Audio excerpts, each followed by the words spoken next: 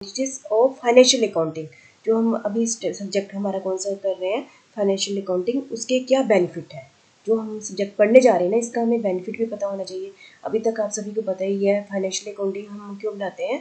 हम ये सारा प्रोसेस ही हम इसलिए करते हैं ताकि हमें एक स्पेसिफिक पीरियड के बाद ये पता चल जाए कि कंपनी का प्रॉफिट कितना है, नेट प्रॉफिट कितना है, ग्रोस प्रॉफिट कितना है ना, और कंपनी की फाइनेंशियल पोजीशन के बारे में पता चल जाए। उसके लिए हम क्या बनाते हैं, बैलेंस शीट बनाते हैं। ये मेन काम किसका होता है, फाइनेंशियल अकाउंटिंग में हम ये करते हैं। ठीक है, तो इसके एडवांटेजेस क्या है आप सभी को पता है। इसका तो मेन एडवांटेज ये है, ये कंपनी की प्रॉफिट के बारे में बताता है, कंपनी की फाइनेंशियल पोजीशन के बारे में बताता है, और जो भी जिनका भी कंपनी के साथ या किसी भी बिजनेस के साथ इंटरेस्टेड होता है, जैसे कि जिसने लोन दिया है, क्रेडिटर हो गए, डेटर हो गए, जिसका भी कंपनी के साथ या बिजनेस के साथ लिंक है, ठीक है, या फ्यूचर में होगा, तो उनका सभी का इंटरेस्ट किस में होता है, फाइनेंशियल, मतलब कि उनके अकाउंट में होता है, जैसे balance sheet and profit and loss account में होता है। तो आज हम यही डिस्कस करेंगे। ठीक है, तो आप सभी को इतना तो पता चल गया कि इस अकाउंट का क्या बेनिफिट है। ठीक है, इसी को फिर से हम एक बार फिर से डिटेल में कर लेते हैं कि एडवांटेजेस ऑफ अकाउंटिंग। सबसे पहले मेंटेन बिजनेस रिकॉर्ड। यदि हम अकाउंटिंग अपनाते हैं, कौन सा अकाउंटिंग, फाइनेंशियल अकाउंटिंग। आप सभी को पता है कि फाइनेंशियल अकाउंटिंग का क्या प्रोसेस होता है। सबसे पहले हम डेली ट्रांजेक्शन को किस में करते हैं, जर्नल एंट्रीज करते हैं। ठीक है, फिर उसके बाद दूसरा प्रोसेस क्या होता है, हम क्या बनाते हैं, लेजर बनाते हैं। लेजर बनाने के बाद हम क्या कहते हैं, ट्रायल बैलेंस बनाते हैं। जब हम ट्रायल बैलेंस के पास पहुंच जाते हैं, तब क्या बन जाते हैं हमारे, हमें इस चीज़ का पता चल जाता है कि डबल एंट्री सिस्टम को प्रॉपर अप्लाई किया गया है। डेबिट और क्रेडिट दोनों क्या है, बराबर है। ट्रायल बैलेंस बन गया, ये हमारा इनिशियल डाटा हो गया। फिर उसके बेस पर हम क्या बनाते हैं, प्रॉफिट एंड लॉस अकाउंट बनाते हैं और बैलेंस शीट बनाते हैं। ठीक है, जो एक सिंपल बिजनेसमैन है, सोल ट्रेडर है या फिर पार्टनरशिप है, ठीक है, और जो कंपनी के बनाई जाती है प्रॉफिट एंड लॉस अकाउंट है या फिर बैलेंस शीट, वो एक शेड्यूल के अंदर एक प्रॉपर स्पेसिफिक उसका परफॉर्मा दिया है, उसके अकॉर्डिंग बनाई जाती है। ठीक है, तो ये सारी चीज़ें हम बनाते हैं। जैसे डे वाइज हम ट्रांजेक्शन किसमें करते हैं, जनरल एंट्रीज करते हैं।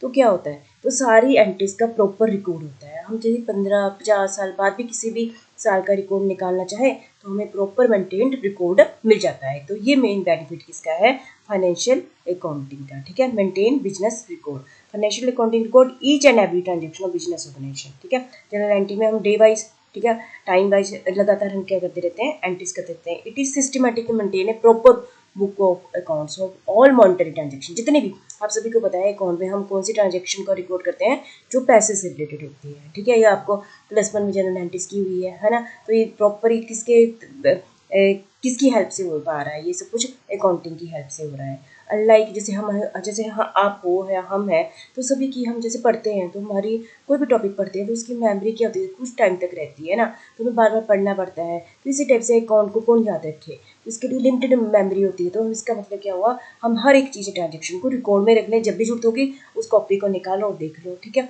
Limited capacity to remember things, सारी चीज़ों को हम याद रख के हमेशा याद नहीं कर सकते, हम कंप्यूटर नहीं है ना। ठीक है, financial accounting can record large amount of transaction. Financial accounting की हेल्प से हम क्या कर सकते हैं, डेली ट्रांजेक्शन और हर टाइप की ट्रांजेक्शन, किसी ने लेजर दे, किसी स्पेसिफिक पर्सन के रिलेटेड एंट्रीज देखनी है तो लेजर देख ले, है ना।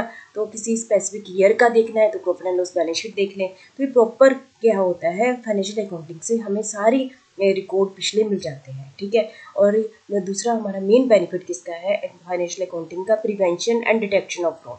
मेन यही है कि हम जब देखो, हमारा जो बिजनेस है बहुत बड़ा है ना, तो हम अपना काम खुद तो नहीं सारा कर सकते। हम अपने काम के लिए काफ़ी सारे एम्प्लॉइज़ भी रखते हैं, उन पर विश्वास भी करते हैं और उनको सैलरी देते हैं। तो हम चाहते हैं कि वो भी काम अपना प्रॉपर ढंग से करें।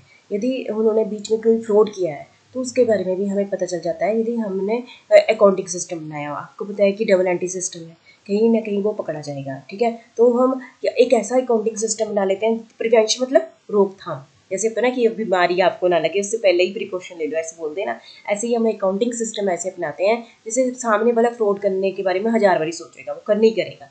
ठीक है, तो इस टाइप से फाइनेंशियल अकाउंटिंग एक ऐसा बेस प्रोवाइड करती है जिससे सामने वाला फ्रॉड करने की सोचता भी नहीं है। ठीक है, यदि कर भी लिया फिर डिटेक्शन हो जाती है। डिटेक्शन करने में इस सारी चीज़ों में कौन हेल्प करता है, फाइनेंशियल अकाउंटिंग हमें हेल्प करता है। अवॉइडेंस मतलब सामने वाला फ्रॉड करने नहीं करेगा, क्योंकि हमारा प्रॉपर ही फाइनेंशियल अकाउंटिंग हमने ऐसे ढंग से अपनाया है। एंड डिटेक्शन मतलब यदि कर भी लिया तो डिटेक्शन हो जाती है, उसके बारे में पता चल जाता है। फ्रॉड और error is important role played by financial accounting. ठीक है, it record all transaction data fairly which is used by management for analysis purpose, ठीक है। जो जितना भी डाटा होगा वो सारा मैनेजमेंट या बाहर वाले हर कोई उस डाटा को यूज़ करते हैं और अब अपना पर्पज सोल्व कर लेते हैं। This data act as proof. देखो ये ऐसा नहीं है कि डाटा बना दिया, एक टाइप से प्रूफ है, क्योंकि इस पर जैसे आप सभी को पता है जो हमारे कंपनी के केस में सारे जो ये फाइनल अकाउंट है, जैसे बैलेंस शीट होगी, प्रॉफिट एंड लॉस अकाउंट, तो कंपनी के एनुअल जनरल मीटिंग में पेश किए जाते हैं, ठीक है। तो ये प्रॉपर रिकॉर्ड है, ठीक है। और जैसे गवर्नमेंट की तरफ से इसको न्यूज़पेपर में भी पब्लिश किया जाता है। This data act as a proof and reduce the chance of any fraud और एरर, ठीक है। ये एक टाइप से फ्रूड है, एक टाइप से प्रूफ है, जैसे फ्यूचर फ्रॉड और एरर के चांस क्या हो जाते हैं, कम हो जाते हैं।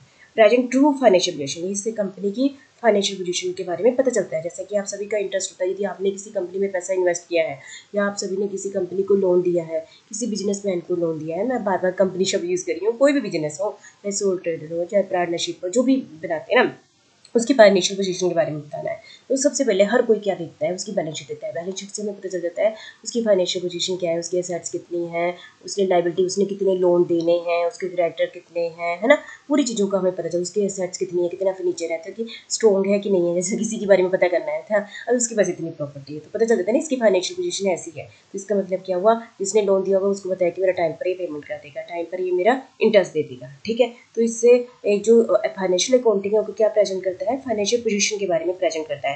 फाइनेंशियल अकाउंटिंग रिवील्स एंड मतलब कि ये ट्रू फाइनेंशियल पोजीशन ऑर्गेनाइजेशन के बताता है। It record each and every aspect, सब कुछ टाइम टू टाइम ये सारी चीज़ें को प्रेजेंट करता है। फाइनेंशियल अकाउंटिंग आपने कर ही लिया हुआ है प्लस वन में, ठीक है, तो आपके माइंड में पिक्चर तो चली होगी, है ना। और इससे जो मैनेजर है, जो भी फाइनेंशियल पोजीशन आ जाती है, प्रॉफिट लॉस हमारे पास प्रेजेंट होगी, उससे कि देखो बोर्ड ऑफ डायरेक्टर है, मैनेजर, उसके बेस पर भी फ्यूचर के लिए डिसीजन लेते हैं, क्योंकि उनको आइडिया लग जाता है कि हमारी फाइनेंशियल पोजीशन ऐसी है, हमारे पास इतने रिसोर्स हैं, फाइनेंशियल रिसोर्स इतने हैं, वो फ्यूचर के लिए प्लानिंग कर लेते हैं through data supplied by financial. कौन डाटा प्रोवाइड कर रहा है, फाइनेंशियल अकाउंटिंग प्रोवाइड कर रहा है। किसको हेल्प मिल रही है, इंटरनल मैनेजर को मिल रही है। It help them in making proper decision for managing the overall financial position, ठीक है। तो ये क्या करता है, हेल्प करता है, हेल्पिंग, नेक्स्ट है हमारा हेल्पिंग प्रिपेयरिंग फाइनेंशियल स्टेटमेंट, ठीक है। हेल्प फाइनेंशियल अकाउंटिंग किसमें हेल्प करता है, फाइनेंशियल स्टेटमेंट बनाने में। जैसे कि हमने पहले क्या बनाई, ट्रायल बैलेंस बनाई, प्रॉफिट एंड लॉस अकाउंट बना सकते हैं, आराम से बना सकते हैं फाइनेंशियल अकाउंटिंग की हेल्प से। और क्या बना सकते हैं, बैलेंस शीट बना सकते हैं। Preparation of financial statement is a must of knowing the true profit and loss account. हमें फाइनेंशियल अकाउंटिंग से क्या पता चलता है, प्रॉफिट एंड लॉस अकाउंट के बारे में पता चलता है, and real worth of the organisation. Worth मतलब हमें जैसे बैलेंस शीट से हमें रियल वर्थ के बारे में पता चल जाता है। Financial accounting supplies all relevant accounting data, सभी डाटा प्रोवाइड करता है for the preparation of financial statement, जैसे कि profit and loss account and balance sheet, ठीक है। ये तो अकाउंट बहुत ही इंपॉर्टेंट है, जैसे ये आप सभी को पता है फाइनेंशियल अकाउंटिंग है तो कॉस्ट अकाउंटिंग भी इसका यूज़ करती है, मे भी यूज करते हैं। मैनेजमेंट अकाउंटिंग तो उसका बेस ही क्या है, फाइनेंशियल अकाउंटिंग है ना, ठीक है। Comparison of result, comparison of result क्या होता है, जैसे कि एक साल की बन गई balance sheet profit and loss account, है ना, दूसरे साल की बन गई, तीसरे साल की बन गई, हम कंपेयर कर लेते हैं अपने साथ कि हाँ क्या हमने प्रोग्रेस की है कि हम नीचे जा रहे हैं। और दूसरा हम कंपैरिजन किसके साथ करते हैं, अपनी बैलेंस शीट का दूसरी कंपनी के साथ भी कर सकते हैं, ठीक है। तो इससे कंपैरिजन हो जाता है। यदि हमने बनाया नहीं, देखो आप सभी को पता है कि हम जो फाइनेंशियल अकाउंटिंग करते हैं वो सभी लोग, हम अब नेक्स्ट चैप्टर पढ़ोगे कंसेप्ट एंड कन्वेंशन, ठीक है। तो उन सभी को सभी एक जैसा फॉलो करते हैं, जिससे हम कंपेयर कर पाते हैं। यदि हम सभी अलग अलग कंसेप्ट एंड कन्वेंशन यूज़ करेंगे तो हम आपस में कंपेयर नहीं कर पाएंगे ना, है ना। हम कंपेयर कब कर पाते हैं, जब सभी का जो बेस है एक जैसा हो और सभी के प्रिंसिपल एक जैसे हो। तो हम जो सभी ने फाइनेंशियल अकाउंट बनाए हैं, किसकी हेल्प से, फाइनेंशियल अकाउंटिंग, सभी ने कंसेप्ट एंड कन्वेंशन फॉलो किए हैं, तो हम उनके साथ आपस में कंपेयर कर सकते हैं, ठीक है। और it systematically record and store financial data for many accounting years. This way comparison of present data with the previous data can be easily done, है ना। इससे पता चलता है हम क्या, हमारा ट्रेंड ऊपर की तरफ जा रहा है, नीचे की तरफ जा रहा है, ठीक है। और नेक्स्ट है हमारा act as a legal evidence. कई बार ये होता है कि हमारे जैसे ना कोर्ट में केस चढ़ पड़ते हैं, लोग बाहर वाले हम पर केस कर देते हैं या अंदर वाले एम्प्लॉई हम पर केस कर देते हैं या बोर्ड ऑफ डायरेक्टर कर देते हैं, किसी भी रीजन के कारण आपस में केस हो जाते हैं।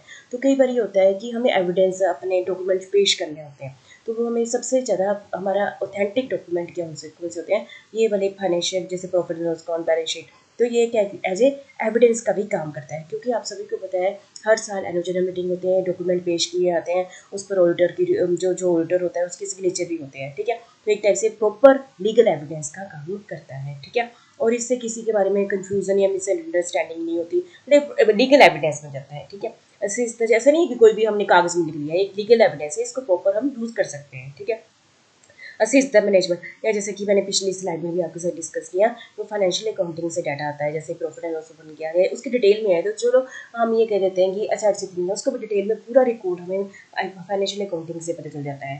फ्यूचर के लिए डिसीजन लेना है कि फर्नीचर खरीदना है कि बेचना है, कौन सी टेक्नोलॉजी यूज करें, तो इस टाइप से पूरा डाटा हमें फाइनेंशियल अकाउंटिंग से मिल जाता है। तो इससे प्रॉपर जो they can easily anticipate any surplus or deficit of fund in an organization and take decision accordingly। हो सकता है कि उसको पता चल जाता है कि फंड की कमी है बिजनेस में या ज़्यादा है, यदि कम है तो अरेंज कैसे करना है, यदि ज़्यादा है तो कहाँ इन्वेस्टमेंट करें।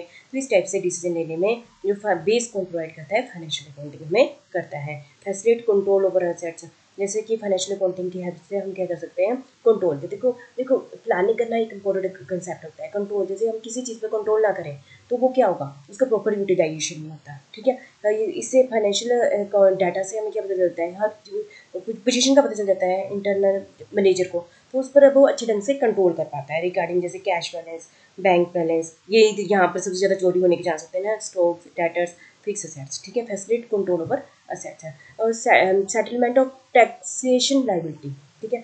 आप सभी को पता है कि हर एक कॉर्पोरेट सेक्टर को, ठीक है, क्या देना पड़ता है, टैक्स देना पड़ता है, क्योंकि हमारे पास प्रॉपर रिकॉर्ड है ना, प्रॉफिट एंड लॉस अकाउंट से हम प्रॉपर, हमें पता है कि हमारे प्रॉफिट इतना है, इतना टैक्स बनेगा।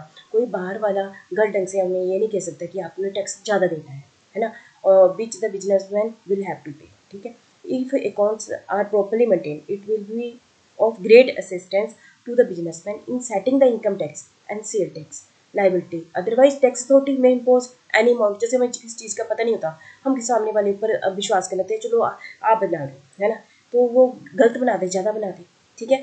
विच the businessman will have to pay, जिसके कारण हम पे कर देते हैं। अभी हमने अपने रिकॉर्ड अच्छे से मेंटेन किया है तो हमें हमें टैक्स के लिए वैसे ही टैक्स देंगे हमें, कोई भी हमें ये नहीं कह सकता कि आप ज़्यादा टैक्स दो, ठीक है।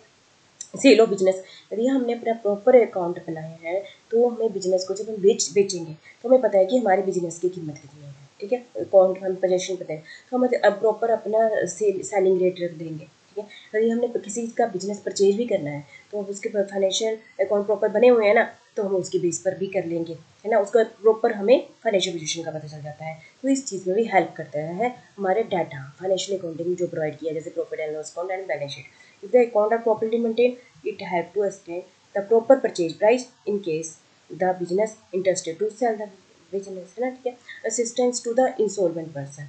If a person is maintain proper account and वजह उसने एक पर्सन है उसने प्रॉपर अकाउंट रखा है, अनफॉर्चुनेटली वो क्या बन जाता है, इंसॉल्वेंट हो जाता है, दिवालिया घोषित हो जाता है, ठीक है। और उसको अपनी सारी चीज़ों को एक्सप्लेन करना पड़ता है ना कोर्ट के आगे, है ना, कि ये है। तो उस समय वो यदि उसने प्रॉपर अकाउंट मेंटेन किए होंगे, जैसे profit and loss account, balance sheet, तो वो एज ए प्रूफ भी उस पर क्या कर सकता है, प्रेजेंट कर सकता है और स्टार्ट है फ्रेश लाइफ, अपनी अगली लाइफ स्टार्ट कर सकता है। मतलब कि ये किसको हेल्प करता है, इंसॉल्वेंट पर्सन को भी हेल्प करता है।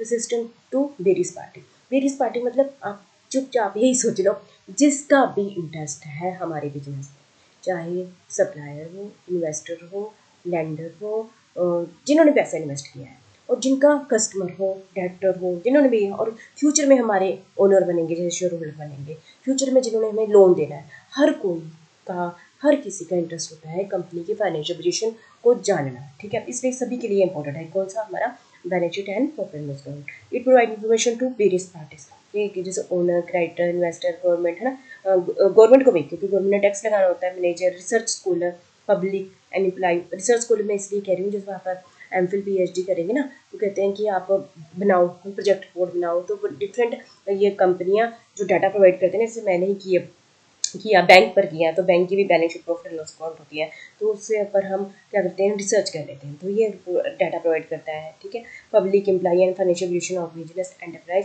From their own view point, ठीक है। फैसिलिटेट इन रेजिंग लोन, यदि हमारा प्रॉपर रिकॉर्ड होगा तो हम जब लोन लेने जाएंगे तो वो हमारे अकाउंट पर विश्वास कर लेंगे, तो उसकी बेस पर हमें क्या देंगे, आराम से लोन दे देंगे। तो एक टाइप से हमारा एक बेस बनता है। Accounting facility raising loan from later by providing them the required financial information, ठीक है। तो ऐसे तो ये तो मैंने लिमिटेड पॉइंट्स ही आपके साथ डिस्कस किए हैं कि ये है, ठीक है, लेकिन इसके फाइनेंशियल अकाउंटिंग के बहुत ज़्यादा बेनिफिट है, ठीक है। तो आपने और पॉइंट भी इसमें ऐड कर लेने हैं, ठीक है। Thank you very much.